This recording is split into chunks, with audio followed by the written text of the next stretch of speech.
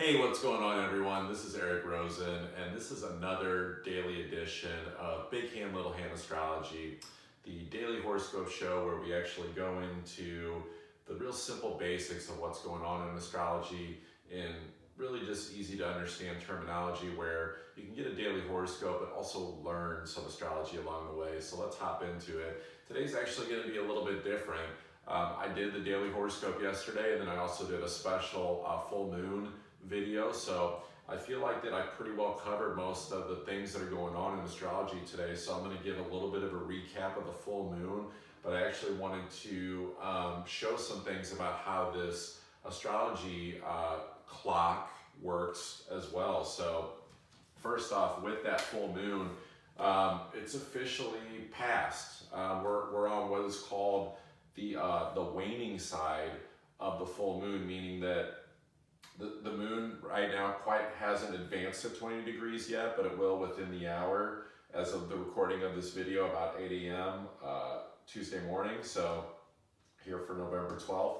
So once the moon advances to 20 degrees, which it has already passed the exact 19-degree mark, we're now not at this 180-degree tug-of-war conflict anymore. There's no longer this pull between that life force energy and our emotions, which creates opportunities for us during full moons to let things go that are just not in alignment with our vitality, right? So this was a great time to let go of things regarding relationships. It could be ways of making money, certain projects, and then not only releasing, but then also, identifying and setting those intentions for, okay, some things moved out, but what do we want to have move in, and then letting those things come to fruition over time. So that's officially over. Now, the thing that I wanted to show you today is actually that if you notice, like, the zodiac signs have changed positions, and that's because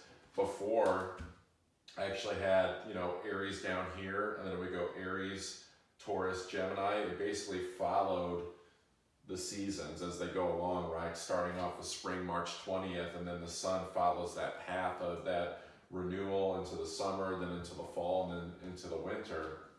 And so while I've demonstrated to you that the planets actually move counterclockwise through our clock, on a daily basis, things are actually going clockwise in terms of how we view things from our perspective on Earth, like looking up in space, looking at what's going on. So that's why I have Scorpio here now, where the sun actually rises, because this is what we're actually looking at when it comes to Scorpio season, is where is the sun rising on the eastern horizon. This line is the eastern horizon, okay? And that's why I actually drew this guy here, because this is always taking into account our perspective here on Earth. So if we're standing there like this, like I'm facing this way, and then I look to the east, in the eastern horizon, I'm seeing the sun rising in what appears to be the Scorpio constellation in space, and so that's why that is. And so then this is the west, where the sun will set, okay? So what actually happens is, as we go throughout the day, the sun actually goes like this. And so that's why it'll set in the west. But the thing is that this whole wheel will turn. The sun doesn't just go into these different zodiac signs.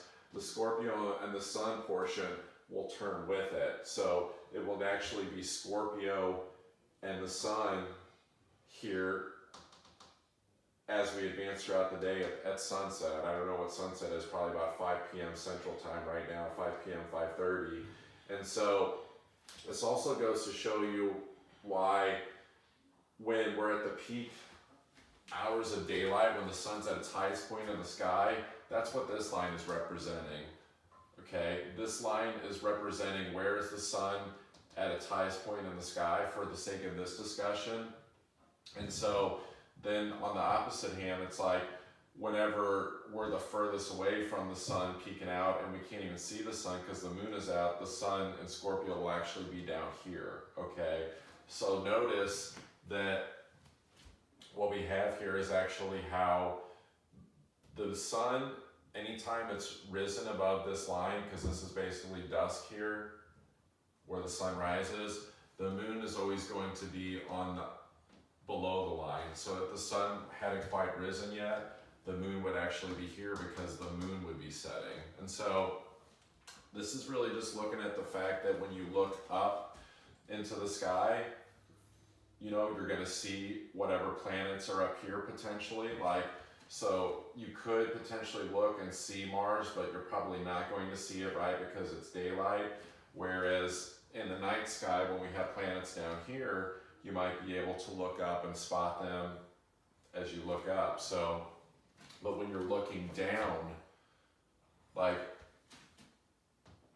you can't see anything, right? Because you're like literally like looking at the earth. And so on the opposite end of the earth is going to be, you know, things in Aquarius and things in Pisces right now, because we're looking at where the sun is rising in Scorpio. So there's nothing in Aquarius or Pisces right now to represent, but I just wanted to give a little quick tutorial on that, because it really just explains how things are moving counterclockwise out in space, like as things are advancing forward, but when we're looking at how things are moving throughout the day, it's actually taking this clockwise fashion. And so, you know, the moon in Taurus will continue to go clockwise like this, but then the moon is also advancing pretty quickly in Taurus. So the moon's gonna go like this to us every day, but it keeps moving forward in a sign, and eventually it'll jump a sign. So tomorrow, you know, this time of the day,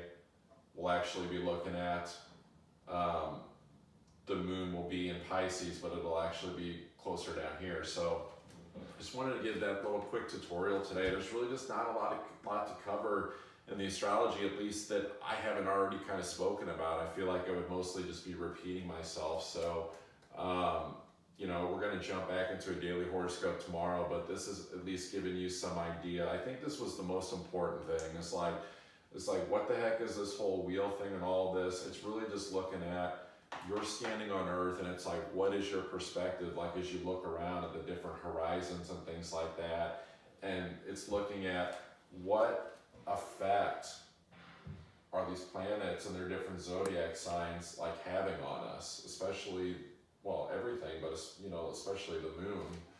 So that's it, guys. I hope you enjoyed this one, just kind of little teaching style video today, and we'll hop back in it tomorrow. So eventually these videos are going to roll over exclusively to the Big Hand Little Hand Astrology Facebook group, but for now they're just going to keep going on my personal page, on my business page, Eric Rosen Coaching. They're going up on YouTube as well, and so this is just going to give you like a sneak peek into like this daily content that I'm going to be putting out. Today I'm going to be putting out the zodiac sign affirmations or inspirational quotes, and working on some weekly content. So things are slowly starting to build at Big Hand Little Hand Astrology, but once that steam engine gets fully rolling, things are going to transition over. And then if you guys want to continue to check it out, I do give a 7-day free trial. It is $9.97 a month after that, but it's going to give you access to me to be able to ask me questions about what's going on in the daily astrology, and then also interacting with other members. So pretty awesome stuff for $10 a month. So all right, guys, have a great one. I'll catch you tomorrow.